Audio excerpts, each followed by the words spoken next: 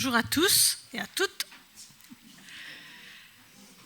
La semaine dernière, Paolo, pour ceux qui étaient présents, nous a parlé de l'esprit religieux qui touchait à peu près tout le monde, toutes les églises, chacun d'entre nous, qu'il était très insidieux et que le moyen de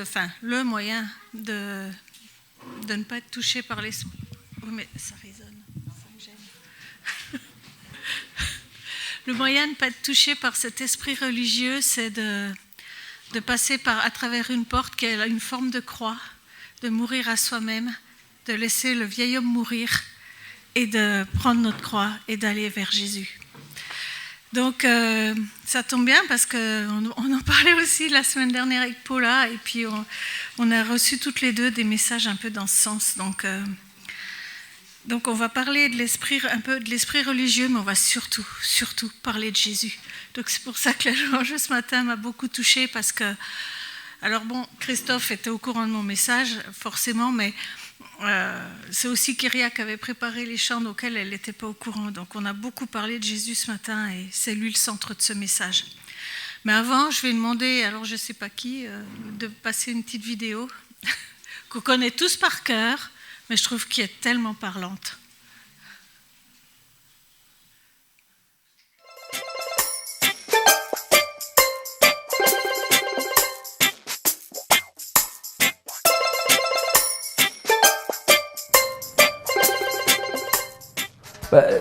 J'ai jamais vu une église là, mais c'est comme ça alors en fait. Hein, ouais, c'est pas mal. Ouais. Ah bonjour. Mais monsieur, vous ne pouvez pas être habillé comme ça dans une église, voyons. Monsieur.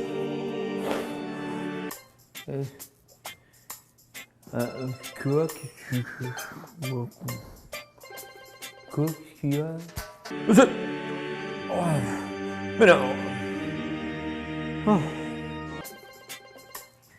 Ben non, je ne sais pas. Bon, écoutez monsieur, on va faire ça. Vous retournez à la maison et vous demandez à Dieu de vous dire comment vous devez être habillé pour aller à l'église. Bon, ok.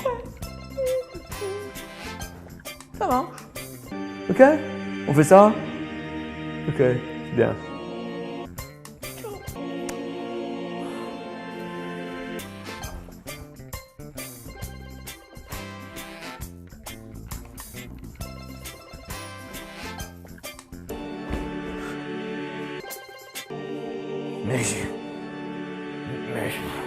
Mais monsieur, est-ce que je ne vous avais pas dit de demander à Dieu, hein, de comment vous devez être habillé là?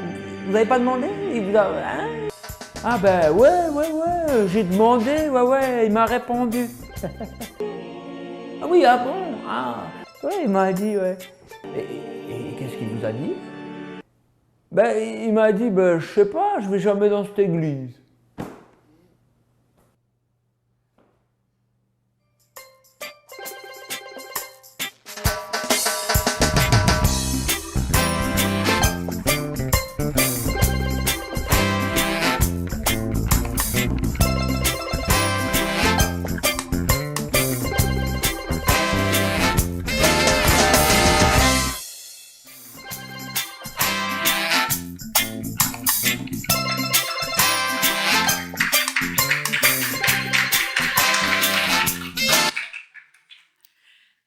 Alors c'est vrai que ça nous fait beaucoup rire, mais si Dieu disait ça de notre Église,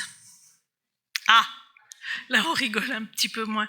C'est Billy Graham, donc beaucoup parmi vous connaissent Billy Graham, c'est un grand prédicateur du XXe siècle, et Billy Graham il a dit que si le Saint-Esprit quittait l'Église, 95% des églises continueraient à fonctionner malgré tout.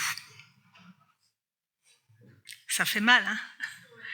Ça veut dire qu'on fonctionne avec nos traditions, avec nos règles, mais on ne fonctionne pas forcément toujours avec le Saint-Esprit. Donc voilà, Ça va être un peu le thème d'aujourd'hui. Je vais commencer par un petit rappel historique. Alors là, j'ose à peine je me fais toute petite devant Yves. Tu te bouches les oreilles, Yves? Je voudrais donc, comme je vous ai dit, on va parler de Jésus, de qui était Jésus. Mais je voudrais d'abord remettre le contexte historique dans lequel Jésus a évolué. Je trouve que c'était assez intéressant. Donc vous savez, Jésus, il est né en Palestine. La Palestine était sous occupation romaine. Mais les Romains, il y avait quand même un gouvernement juif qui s'appelait le Sanhédrin. Donc c'était une chambre législative. Il y avait 71 sièges, c'est ce que j'ai lu en tout cas. Et ce Sanhédrin, il avait un pouvoir juridictionnel et politique. Donc, toutes les affaires courantes du peuple juif passaient par le Sanhédrin. Les Romains étaient vraiment en dernier recours. Et donc, ce Sanhédrin, ces 60 sièges étaient occupés par une majeure partie par les Sadducéens. Dans la Bible, Jésus il parle beaucoup des Sadducéens et des pharisiens. Donc, les Sadducéens étaient des aristocrates religieux, mais ils étaient surtout intéressés par la politique. Donc la partie religion, ils s'en occupaient pas trop. Eux, c'était les politiques, c'était eux qui géraient avec les Romains, et donc ils étaient assez éloignés du peuple. Ils étaient à la solde des Romains. Oui, c'est ce que je viens de dire, ils géraient. C'est un peu ce que je viens de dire, mais bon, ils étaient à la solde des Romains, les Sadducéens, donc c'est eux qui faisaient la partie politique. Et après, il y avait quelques sièges occupés par les pharisiens, les fameux pharisiens, dont la Bible nous parle tant. Donc les pharisiens, eux, c'était les vrais hommes religieux. Ils se basaient dans leur vie de tous les jours, ils se basaient beaucoup donc, sur la parole, mais également sur les traditions acquises au fur et à mesure des siècles. Donc les traditions avaient pris autant d'importance pour les pharisiens que la parole. Donc, beaucoup de choses de ce qu'ils faisaient, c'était la tradition. Alors, par contre, les pharisiens, eux, c'était la classe moyenne, à peu près, et ils étaient très proches du peuple. Le peuple l'aimait bien, ils étaient respectés par le peuple, les pharisiens. Ils étaient très écoutés. Je reviendrai un peu tout à l'heure pour expliquer certaines choses.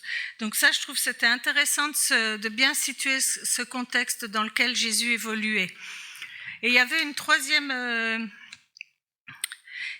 troisième groupe, les publicains, dont on nous parlait aussi beaucoup dans la Bible. Les publicains, eux, c'était des subalternes juifs qui qui collaboraient à la collection des impôts. Donc eux, je peux vous le dire, les impôts pour les Romains, eux, ils travaillaient vraiment directement pour les Romains et ils étaient détestés par le peuple. Pour preuve, dans votre chose, un verrou. Quand Pierre, il a beaucoup de mal avec les collecteurs d'impôts, taxman, qui dit d'un air très méchant. Donc voilà, Jésus, il évoluait là au milieu, donc on peut bien imaginer que quand Jésus est arrivé, il a dérangé tous ces gens-là. Donc maintenant, on va parler de Jésus. Voilà. On va lire dans Matthieu 15, versets 1 à 10.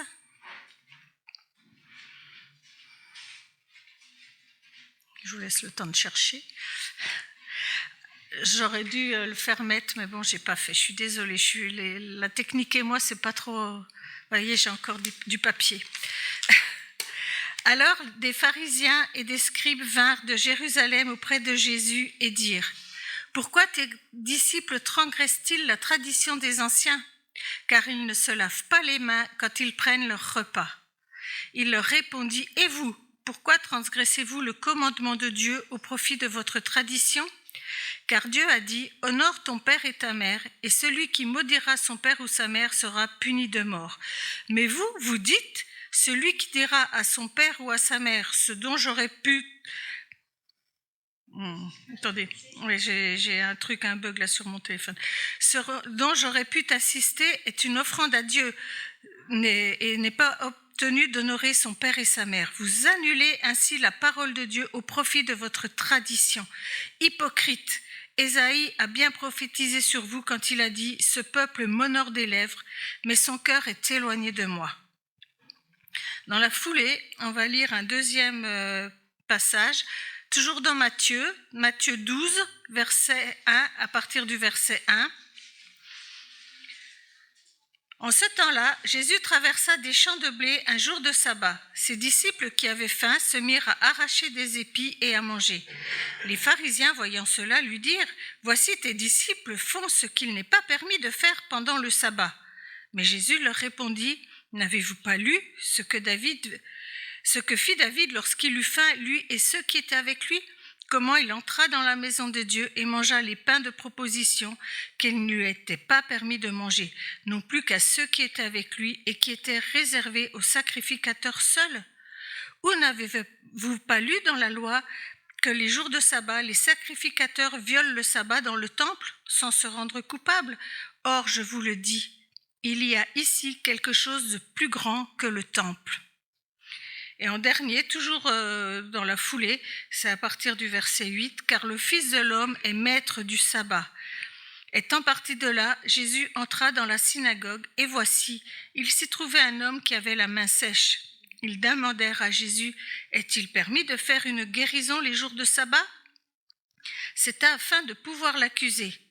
Il leur répondit, « Lequel d'entre vous, s'il n'a qu'une brebis et qu'elle tombe dans une fosse le jour du sabbat, ne la saisira pas pour l'en retirer ? Combien un homme ne vaut-il pas plus qu'une brebis ? Il est donc permis de faire le bien le jour du sabbat. » Alors il dit à l'homme, « Étends ta main. » Il l'étendit et elle devint saine comme l'autre. Les pharisiens sortirent et ils se consultèrent sur les moyens de le faire périr. Je dirais, la parole parle d'elle-même, quoi. Mais ce qui m'intéresse, moi, dans ces textes, c'est que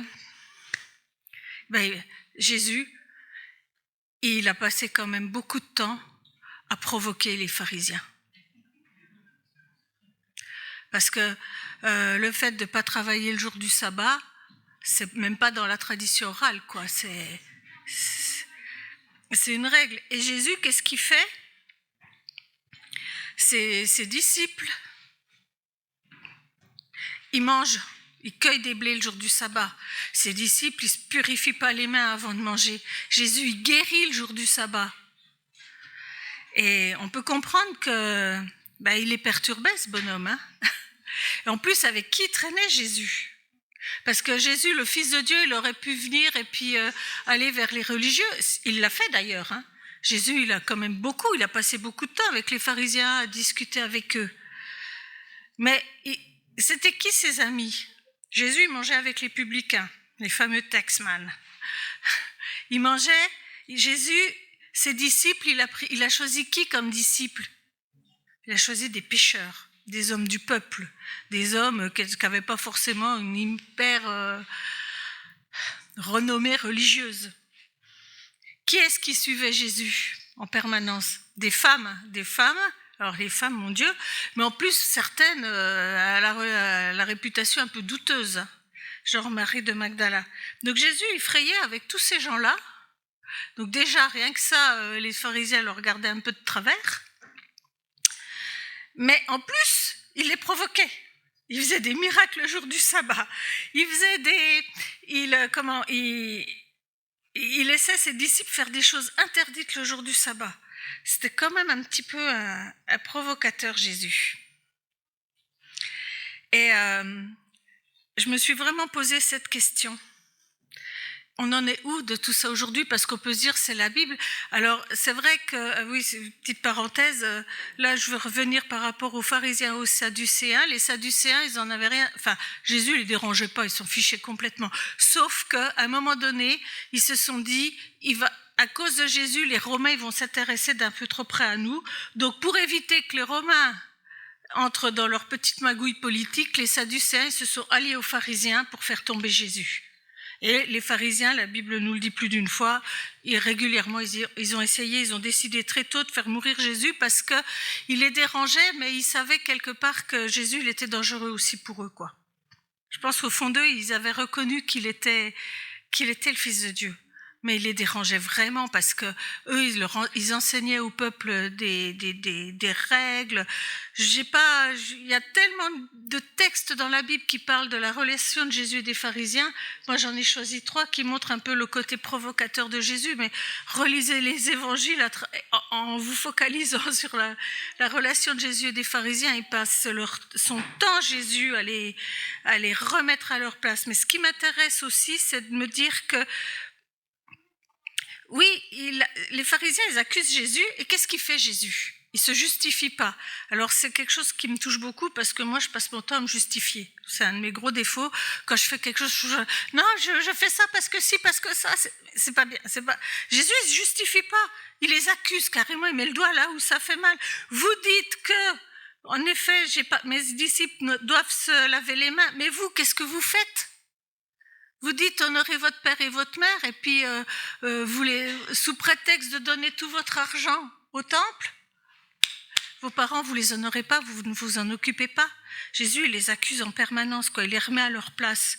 Il justifie aucun des actes. Il pourrait dire oui, mes disciples, ils ont faim quand ils cueillent le blé.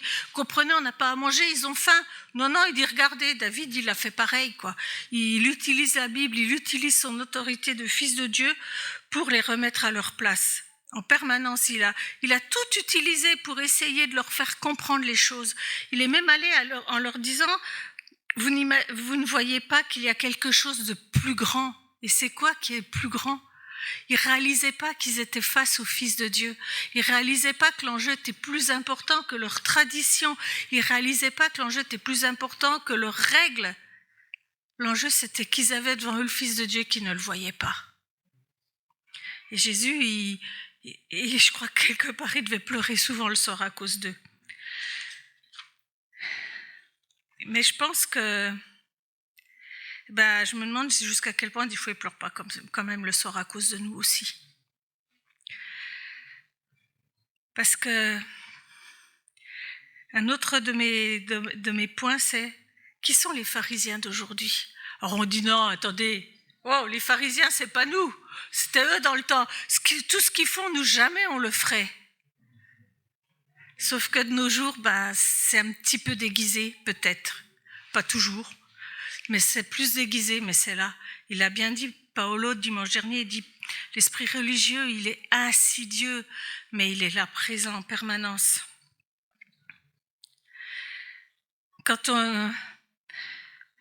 Jésus, il est au-dessus de tout, il est au-dessus des règles, il est au-dessus, la preuve, il nous l'a montré dans la Bible, Les règles, il les a enfreintes, il est au-dessus de tout. Et nous, on a tendance quand même, malgré tout, à se réfugier derrière nos règles, derrière nos traditions.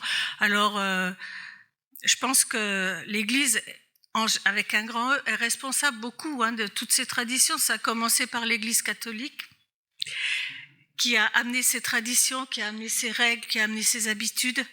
Quand Calvin et Luther sont sortis de l'Église catholique et ont créé l'Église protestante, ils ont fait pareil.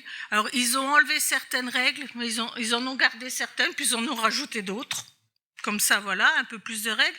Quand l'Église évangélique est arrivée, on a fait pareil, on a enlevé des règles, on en a gardé d'autres, et puis on a fait notre sauce, mais il y a toujours les règles. C'est pas forcément les mêmes, mais elles y sont là. Et quand l'Église évangélique charismatique est arrivée, on a continué à faire pareil. Je suis désolée de vous le dire, mais on a tous nos habitudes. Chaque groupe, chaque Église a ses habitudes, a ses règles, ses habitudes de vie. Et à partir du moment où on fonctionne avec une règle, avec une habitude, il y a l'esprit religieux qui est là. Jésus fonctionnait sans aucune règle, parce qu'il était fils de Dieu.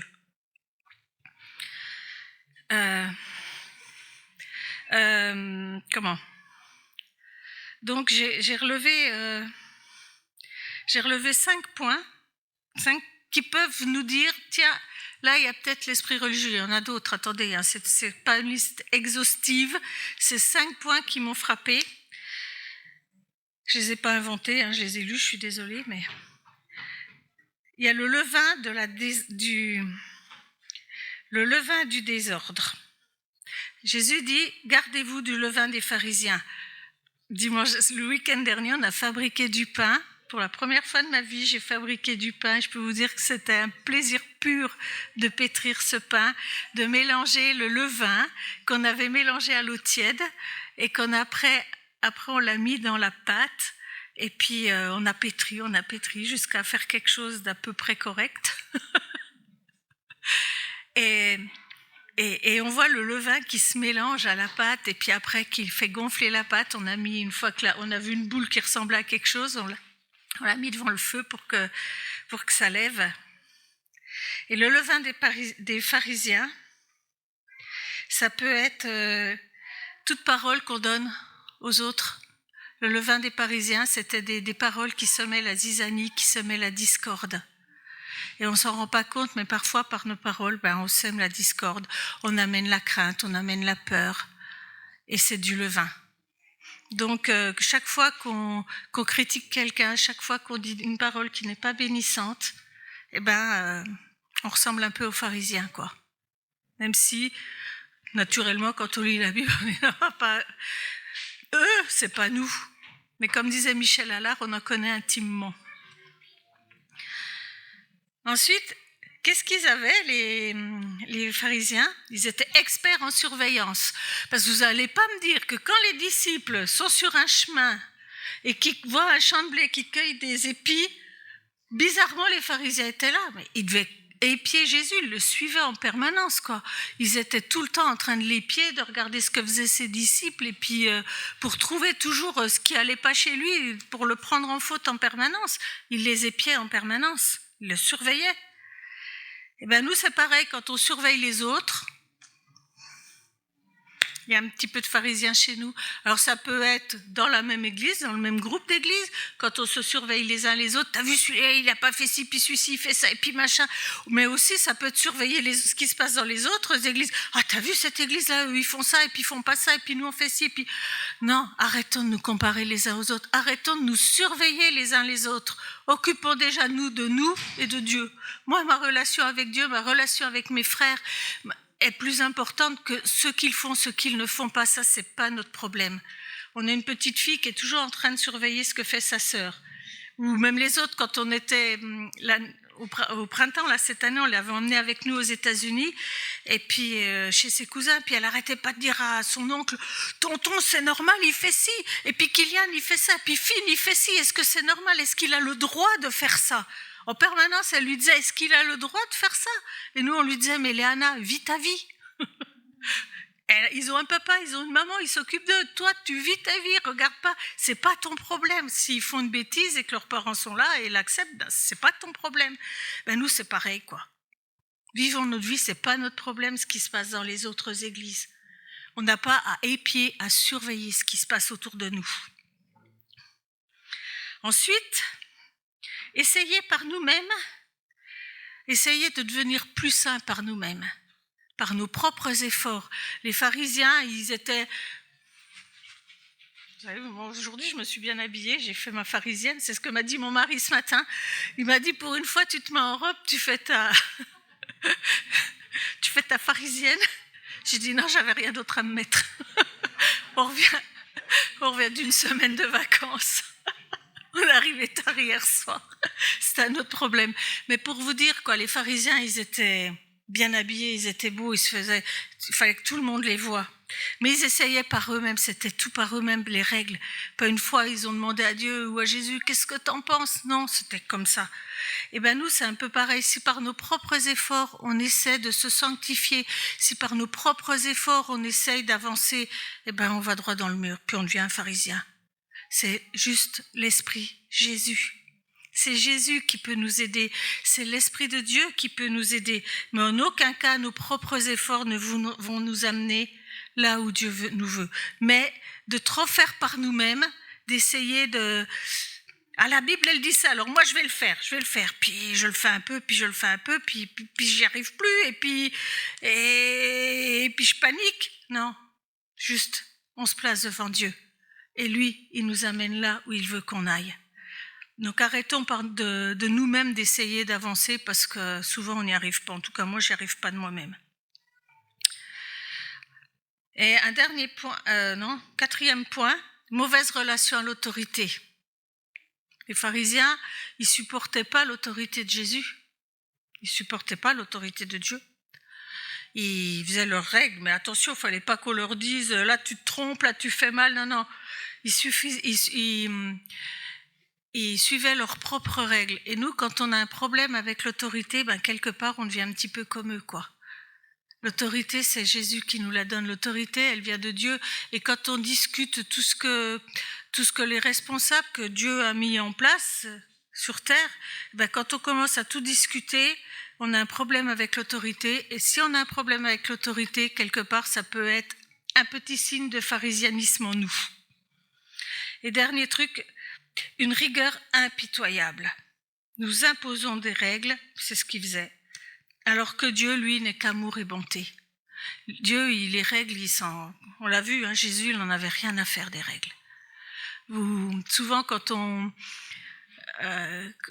lit les témoignages de gens qui vivent des miracles au quotidien, ils disent que Dieu leur demande de faire des choses insensées. Le Saint-Esprit leur fait faire des choses, mais ils imaginaient même pas des gens on avait lu le témoignage, on avait vu ce monsieur qui a un don de guérison, et des fois Dieu lui demande de faire des choses pour que les gens soient guéris, mais il dit, mais c'est pas possible, tu vas pas me demander ça. Si. Pourquoi? On ne sait pas. Mais Dieu, il est au-delà des règles. Donc, quand on impose une rigueur impitoyable autour de nous, on se réfugie derrière les règles, et à partir du moment où on se réfugie derrière les règles, derrière les habitudes, derrière une vie stricte, Dieu, il n'est pas forcément là. Pas toujours, c'est juste des petits points. Donc je pense qu'on a tous, de temps en temps, ces petits points qui reviennent chez nous. On peut tous se sentir à un moment donné, ah oui, là, en effet, je suis pas forcément comme... c'est pas tout à fait comme ça que Dieu y voit les choses. Je me suis posé une autre question. Si Jésus arrivait dans notre église aujourd'hui, je pense que je suis pas la seule à me la poser, cette question. Qu'est-ce qui se passerait? Qu'est-ce qui se passerait? Est-ce qu'il dirait comme dans le truc, cette église, je la connais pas? Ça fait peur, quoi. Ça fait rire, mais ça fait peur. Moi, ça m'angoisse parce que je me dis, mince, quoi. Jésus, si tu étais là, si tu vivais aujourd'hui, qu'est-ce que tu ferais? Où tu serais? Avec qui tu traînerais? Alors, vu les gens avec qui il traînait, on peut se dire, oui, il irait avec les prostituées, là, il a déjà fait, avec les hippies, mais pas forcément pas que. Est-ce qu'il irait voir les grands responsables, les grands ministères qu'on veut tous écouter, qu'on veut tous voir? Est-ce que Jésus traînerait tout le temps avec eux? Pas forcément non plus. Je ne sais pas où il serait Jésus. Mais moi, je voudrais être avec lui, ça c'est clair. Mais je trouve que c'est vraiment des questions importantes parce que c'est Jésus la solution, quoi. C'est Jésus celui qu'on doit suivre, c'est Jésus qui est le maître. Et dans Matthieu, alors au chapitre, on va pas le lire, au chapitre 23, à un moment donné, Jésus, il fait un grand laïus aux pharisiens, il les accuse d'un tas de choses, vous le lirez, c'est waouh. Mais il leur dit à un moment donné, il leur fait comprendre que c'est lui, c'est Dieu qui est le plus important, plus que tout. Et Jésus aujourd'hui, c'est ça, c'est lui qui est le plus important.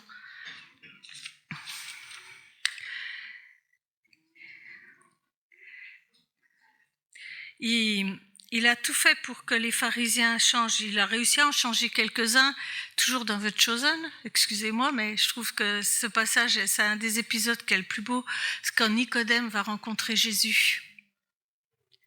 Nicodème, il est touché, pourtant Nicodème, c'est un pharisien, il a l'éducation, il est érudit, il est touché par qui est Jésus, mais il n'arrive pas à suivre Jésus jusqu'au bout. Pourquoi?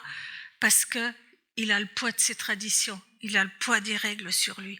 Alors nous, ne laissons pas nos règles, nos traditions. Alors ça peut être n'importe quoi. Je veux dire, c'est plus les règles de l'époque, c'est évident.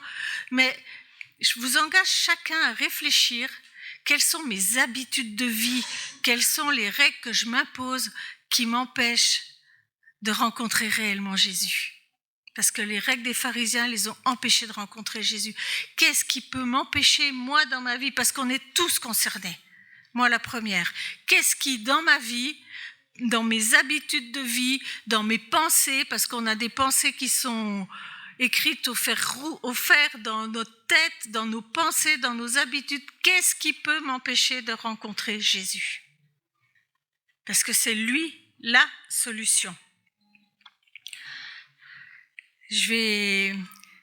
Pour finir, je vais vous raconter que depuis quelque temps, j'ai toujours cette phrase qui traîne dans ma tête. Que ferait Jésus à ma place? Quand je dois prendre des décisions, quand je dois faire des choix dans ma vie de tous les jours, que ferait Jésus s'il était à ma place?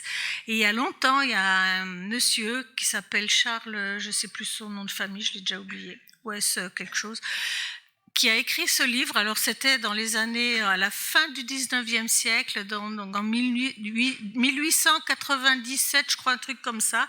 Il a écrit un livre qui raconte justement que ferait Jésus à ma place. Alors c'est vrai que c'est plus tout à fait dans le contexte d'aujourd'hui, on est bien d'accord avec ça. Mais ce qui est intéressant, c'est qu'il raconte l'histoire d'une église. C'était une église sûrement très traditionnelle, des gens bien pensants, des bons chrétiens qui venaient tous les dimanches à l'église, qui faisaient tout ce qu'il fallait faire, qui suivaient bien les préceptes et tout. Mais voilà, c'était une église traditionnelle. Et ce pasteur, un jour, préparait son sermon pour le dimanche matin. Et il y a un monsieur qui est venu toquer à la porte. Il était pauvrement vêtu. Il avait triste mine. Et ce monsieur, il demande, est-ce que vous pouvez m'aider à trouver du travail? Puis lui, il dit, non, moi je peux rien pour vous. Puis il avait vraiment envie qu'on le laisse tranquille pour faire son message en plus. Donc il lui dit, non, écoutez, moi j'ai rien pour vous. J'espère que vous allez trouver du travail. Je vous encourage, continuez à chercher. Et puis ça c'était un vendredi, et le dimanche suivant, il commence son prêche, et il fait un prêche où il parlait de suivre Jésus. Et à la fin de son sermon, il y a ce monsieur qui était dans l'ombre au fond de l'église, qui se lève, qui vient devant, et qui explique, voilà, moi je vous ai entendu parler, ça fait des jours que je suis dans votre ville, j'ai rencontré plein de chrétiens, et j'ai pas de travail, ma femme est morte parce qu'il avait perdu son travail 1 an auparavant. Sa femme était décédée de malnutrition, sa fille était chez des amis et lui il allait de ville en ville pour essayer de trouver du travail.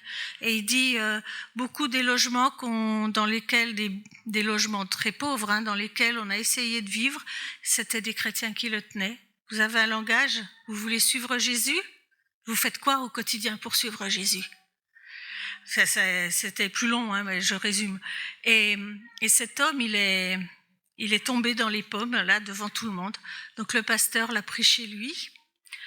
Toute la semaine, il l'a soigné. Et le dimanche matin, il est mort. Je peux vous dire que le pasteur, il a eu un sacré coup au cœur, quoi. Et le dimanche matin, quand il a prêché, il était pas bien du tout. Et à la fin de son prêche, il a donné un défi à l'église. Il leur a dit pendant 1 an, qui est d'accord dans l'église de faire ce choix de dire avant chaque action de ce que je vais faire, que ferait Jésus à ma place? Donc tout le monde ne s'est pas engagé, mais il y a une 50aine de personnes dans l'église qui se sont engagées. Et ça, il ne savait pas à ce moment-là qu'il allait mettre le feu dans son église, cet homme-là. Et j'avais lu ce livre quand j'étais jeune, je l'ai pas relu, j'ai commencé à le relire dernièrement, j'ai pas eu le temps d'aller plus loin, mais j'ai vu l'exemple d'un monsieur qui tenait un journal. Et le lundi matin, il arrive au travail et on lui donne, c'était une feuille de chou locale apparemment, et on lui donne un sujet. Il y avait eu le week-end un concours de lutte et c'était un article sur le concours de lutte. Apparemment, toute la ville attendait les résultats de ce concours de lutte. Et lui, il se place devant Jésus puis il dit non, moi je peux pas mettre cet article. Donc il dit à son second, non, on mettra pas cet article on le mettra pas dans le journal. Ouais, mais on va perdre des ventes parce que tout le monde attend ce journal. Les gens, ils se jettent sur le journal pour ça. Oui, mais non. Donc, il a fait paraître le journal sans cet article. Et puis, les petits gamins qui vendaient les journaux à la criée, le soir, ils arrivent, il leur restait plein de journaux parce que les gens voulaient le journal pour cet article, donc ils ont acheté d'autres journaux. Et lui, il a donné de l'argent. L'argent des journaux invendus, il l'a donné aux petits garçons. Et ça a commencé comme ça. Et son second, il lui dit on va droit dans le mur. Dans 30 jours, le journal, il a déposé le bilan. Il a dit, c'est pas grave. Est-ce que pendant ces 30 jours-là, tu es d'accord de continuer à travailler avec moi? Et il a pris des décisions comme ça. Il a enlevé toutes les publicités que Jésus n'aurait pas agréées. Celle sur l'alcool, vous savez, aux États-Unis, l'alcool est très... En France, ce serait peut-être plus compliqué, mais aux États-Unis, il a fait ça. Et petit à petit, il a enlevé tous les articles qui étaient juste du blablabla. Et au bout d'un an, le journal, il n'avait toujours pas coulé. Et au contraire, c'était devenu un journal où les articles étaient profonds, étaient recherchés, étaient fouillés. Et il a eu une autre clientèle. Les gens, ils attendaient avec impatience la sortie de son journal parce qu'il apportait autre chose. Et il a décidé de ne plus faire sortir son journal le dimanche matin, mais il faisait un double exemplaire le samedi soir. C'est un exemple parmi tant d'autres, et on suit comme ça dans ce livre plein d'autres personnes. Mais pour dire que... Alors, il soulève d'autres choses, le compromis, il y a plein de sujets qui sont soulevés dans ce livre. Mais pour moi, au départ, le sujet, c'était une église qui vivait de ses traditions, qui vivait de ses habitudes. Et le fait de suivre Jésus, ça les a complètement transformés. Et ce Jésus, dans la Bible, qui ne nous choque pas, je pense qu'il nous choquerait. S'il venait maintenant, aujourd'hui, il nous choquerait. Forcément, on fait des choses, on a des habitudes, et Jésus nous choquerait. Je suis désolée de vous le dire et de me le dire, mais je pense que des fois, il ferait des trucs, on dirait, c'est pas possible, non mais oh Jésus, tu vas pas la tête là. Et pourtant, il le ferait. Parce qu'il a choqué à l'époque, il choquerait toujours. Donc, laissons-nous déranger par Jésus. Laissons-nous choquer par Jésus. Posons-nous cette question, est-ce que je suis prête à laisser tomber toutes mes habitudes? Manu, elle parle souvent des encombrants, mais c'est ça. Est-ce que je suis prête à laisser tomber tous mes encombrants, toutes mes habitudes pour suivre Jésus, qui il est? C'est pour ça que ce matin, j'étais trop contente qu'on parle que de lui dans la louange, parce que c'est exactement ce qu'il attend de nous. Ça n'a plus rien à voir, mais j'avais à cœur de vous proposer que les gens qui ont des besoins, Simon, il a un œil tout rouge, là, je ne sais pas ce qu'il nous fait, Simon. Et il y a peut-être d'autres personnes parmi nous qui ont des besoins, qui se sentent mal, qui ont juste envie d'être entourés par la prière. Et je voudrais que les gens qui ont des maladies, où je vois, il y a Marcel, il peut se lever au nom de Babette. Il y a tout ça, tous des gens comme ça qui sont là. Et si vous avez un besoin, si vous vous sentez pas forcément bien, je vous propose de vous lever et que ceux qui sont autour de nous, prient pour vous. Et puis sinon, je veux pas me faire des copines, mais tant pis. Sinon, moi, je vous propose qu'on se mette en petits groupes et qu'on prie pour demander à Dieu de nous épargner cet esprit religieux, de nous protéger. Alors oui, il y a la croix, mais malgré tout, laissons-nous bousculer par Dieu, par Jésus, ce Jésus qui a tant bousculé à son époque, qui veut encore nous bousculer aujourd'hui. Laissons-le nous bousculer et mettons-nous devant lui et en disant « Ok, quoi que tu me proposes, moi je te suis. » Voilà. Donc,